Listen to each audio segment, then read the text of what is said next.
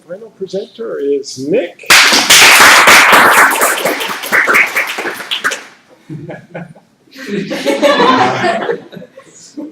Alright, here we go. Here we go. So my subject is nuclear medicine in other countries. What I picked for my topic is basically I look at how things are kind of run in other countries and see how that kind of compares to Canada, and see if we can extract any trends, anything that might affect us later on. And it will be somewhat of a comparative look. A little bit of speculation towards the end, but with subjects like these, it's going to be a bit of speculation. Okay, so the two countries I picked are the United States and South Korea.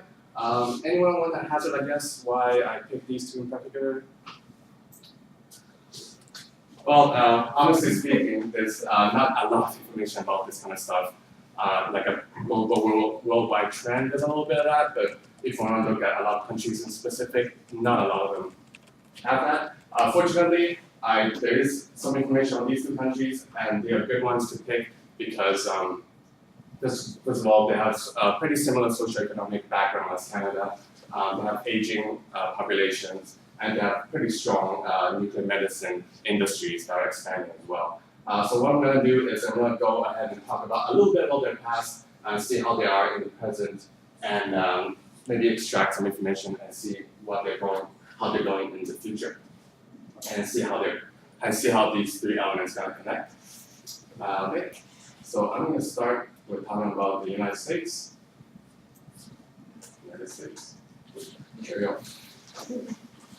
Okay, so nuclear medicine in the U.S. First of all, the education, established in 1971 by the American Board of Medical Specialties. It's actually pretty interesting. It's one of the factors that helped Canada get its own official recognition of nuclear medicine.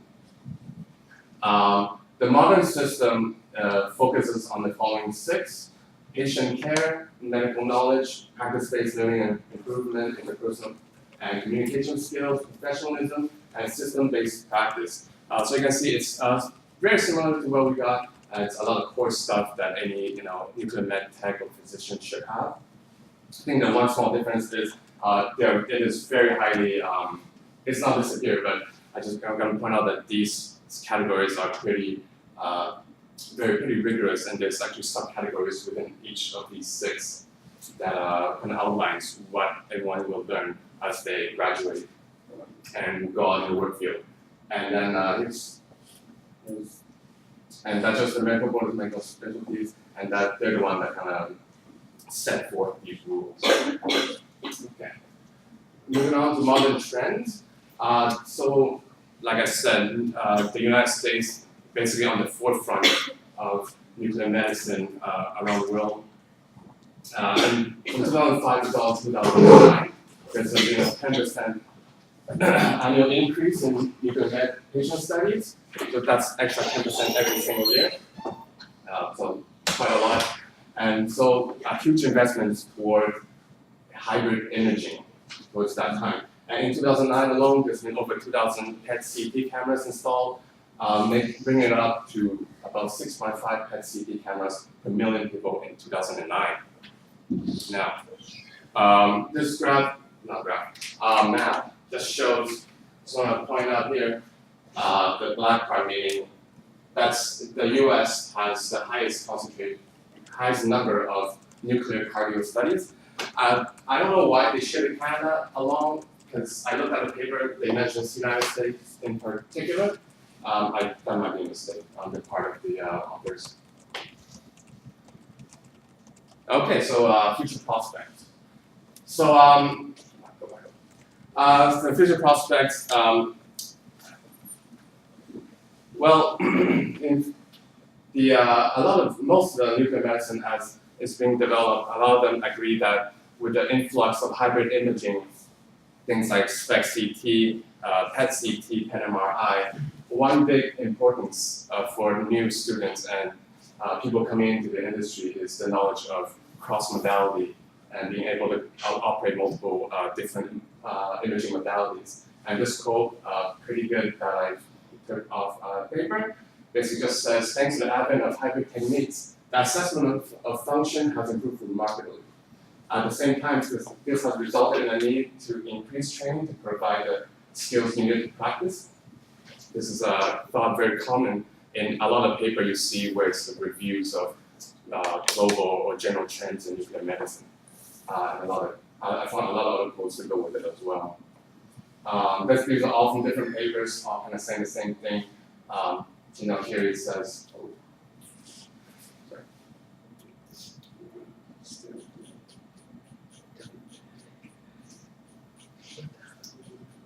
It's too late, I'm panicking.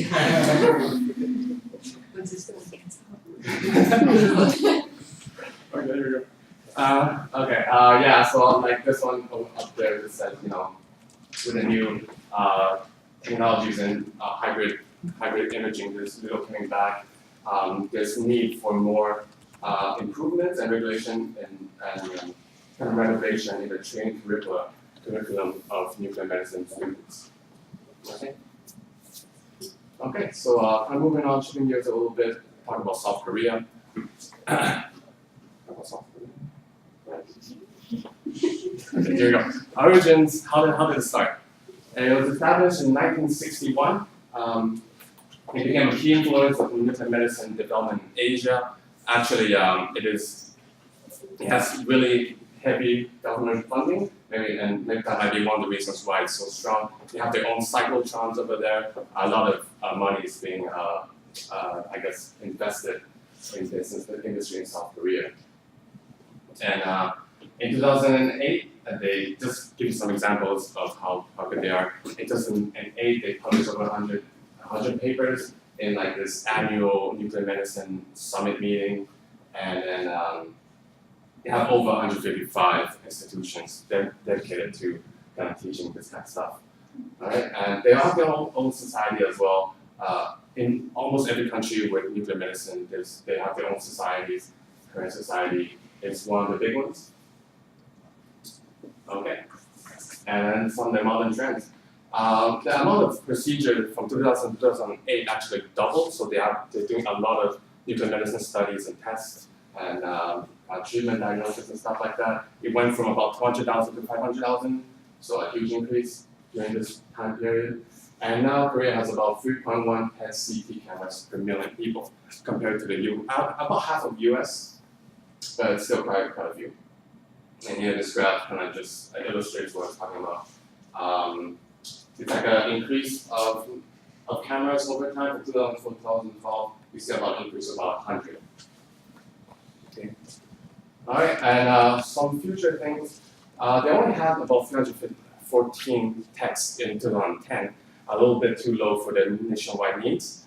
So this is a little bit speculation, but I feel like in the future they'll probably be investing even more in this industry and probably even focusing on cross training so they can know things like CT, MRI as well. Okay. So bringing it back all the way back to the beginning, I said this was a comparison. So now here we go comparing with Canada. So this is just a little summary of the data I've been giving you. Been talking a lot, and this is just a nice way of summarizing it. Here you can see 6.5 cameras per million people in the United States. I'm talking about PET-CT hybrid cameras, and here in Korea 3.1. And some of their educational trends in the US is they're looking for cross-training, and in Korea, they will be focused on cross-training as well. So let's take a look at Canada. We have 3.1 per million people, and relatively few changes. I've looked at the program pages for other institutions and asked Louise herself, and she says there hasn't been too many changes. But although I take that with a grain of salt because it was kind of a brief conversation. Yeah, and a little starter meaning these two data points were taken in 2008, but this one is in 2015, right? So these in Korea or US it might be higher. Okay, and this is a table with data. I don't need to worry about most of this. Just here, like I highlighted in Canada, PET PET CT or PET, 1.31 per million people. And here, I want to highlight British Columbia, 0.64 per million people. We really want to find out that we really are on the low end, even within Canada. Let's see, we're losing to Alberta, Manitoba, basically everywhere. That's not Labrador. Nova Scotia. Yeah, so a fairly low number in Canada. It might change in the future. Who knows? And same thing, same data, just different format. Here, I just want to show in Canada, we just have this tiny little document for us. And most of the other hybrid cameras, PET CT, are concentrated in Quebec, that area. Okay. So, trends going in the future. So now that I'm giving you all this, what are some of the things we might be able to look forward to? There's a little bit of speculation on my part, a bit of support as well. So hybrid imaging definitely, this is no speculation actually, definitely is going to be on the forefront of what we're going to be doing. I'm kind of glad now that I'm kind of going last because all of you have done the research and you come across things like PET CT imaging as being a core part of how you got your results. And I don't really need to sing its praises, but what body does is effective. Great anatomic resolution along with what PET does, which is highlighting the parts that are kind of with activity putting that together for a really great image. So already PET CT is kind of like the golden standard, and not only that, but there's still areas of improvement as well in terms of resolution and specificity.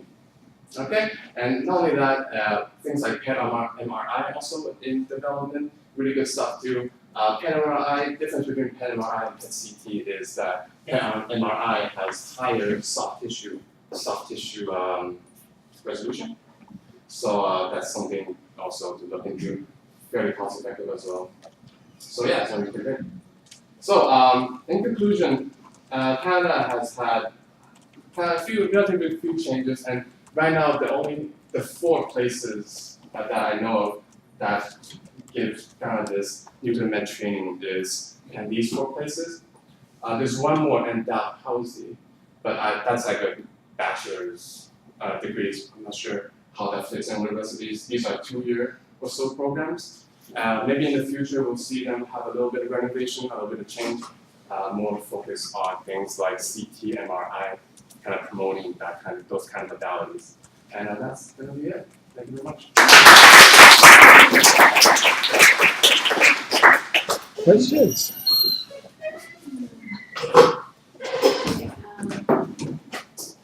Did you find any indication that Canada wants to improve at all, or? No. Well, there was a thing that I kind of post a lot of this kind of information, like people just go out and write papers about it. Yeah. But there was a thing that Louis was talking about how we try to get our own degree program, but that's kind of didn't quite go through. Yeah. So maybe I guess that's the most recent push. Okay. But maybe in the future, man, we were pretty close last time. Who knows in the future. Was the education for becoming a tech in South Korea like every 2 years, you know? Yeah, I don't read Korean. So I tried finding that out, and then it's like Korean stuff. I assume it's about 2 to 3 years.